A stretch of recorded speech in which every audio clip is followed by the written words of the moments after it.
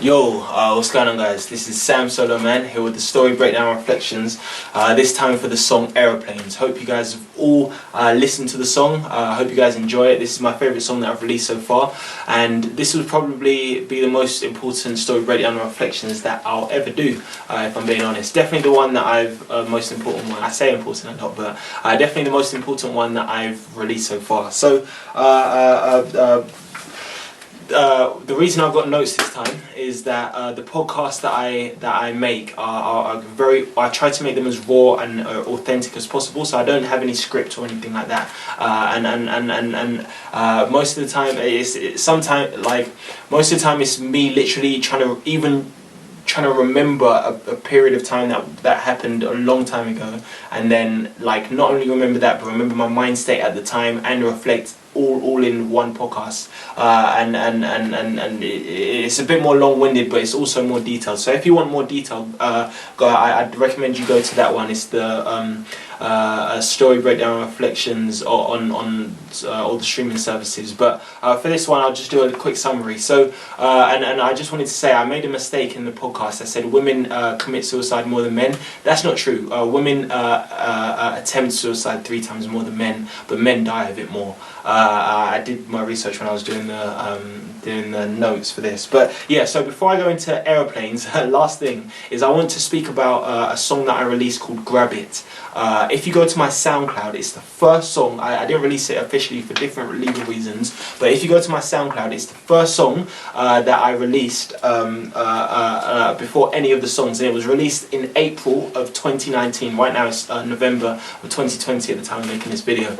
But yeah, so it was released in April, and if I was going to release it officially, chronologically in the story, it would be before Aeroplanes. It would be in between I'm on the Way and Aeroplanes, because I wrote it after I had dropped out of university, and I'd isolated myself from all my friends. Kind of decided to set up in Manchester. Kind of isolated myself from, at least physically, from family, and was working a job that I didn't really like, and I just needed a way to find more strength to have the motivation to keep going with music. And in the second verse of that Grab It song, I was saying, I said, it's not about me anymore, it's for the dons who don't see no one, because they got a big ego that won't let them show weakness now, so they just retreat on their ones, say they don't need no one, bare pain but the weed in their lungs, it numbs. And what I meant in that second verse of like Grab It was, what I kind of realised during that period of time was that I need to have a purpose behind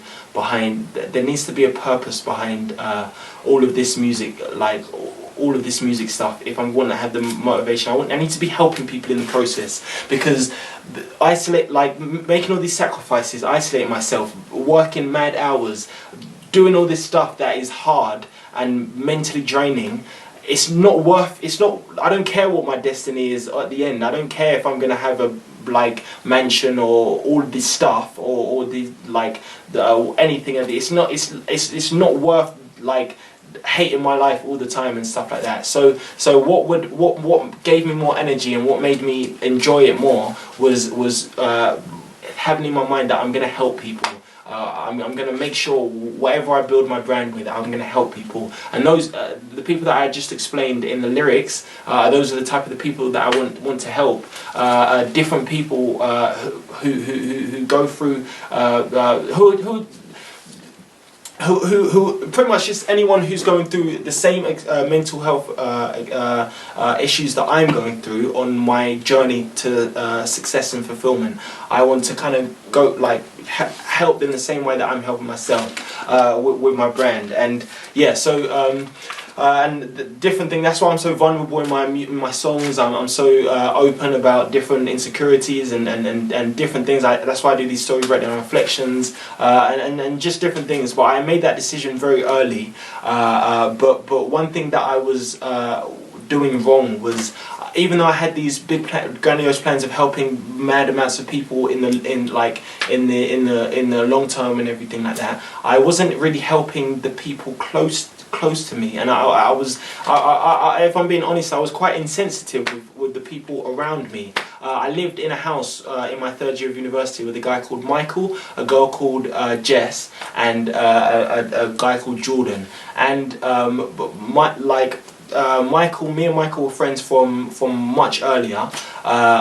Jess was like Michael's girlfriend, and Jordan was just their friend. Michael, I wouldn't say I was insensitive to him, but Jess, I was definitely me and her had like arguments. But Jordan, I was just neglectful. I never really got to know him. All I knew was that he was just like a funny guy. He was probably the funniest person that I've ever met. What I can tell you about Jordan, he seemed to have an amazing family.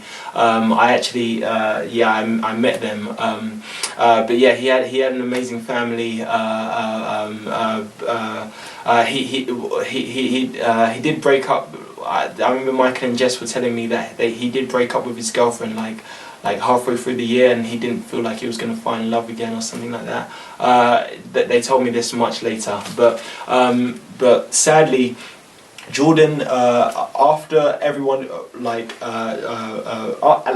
so I released this song I released the song "Grab It" in April, and in June, Jordan actually ended up killing himself. Thinking back now, he did spend an awful lot of time on his own and just getting high and playing Xbox, but I didn't pick up on any mental health issues or anything like that, and it might be weird that I barely even knew him, but I had so much guilt. But it's just the fact that I had in my mind that I'm going to help all these people with my music, but I wasn't helping the people around me, and that gave me a lot of guilt. And that's what I'm like expressing when I made the song Aeroplanes, and especially in the second verse. So what I'm talking about in the second verse was that he never came out, but he came out one night for Jess's birthday, and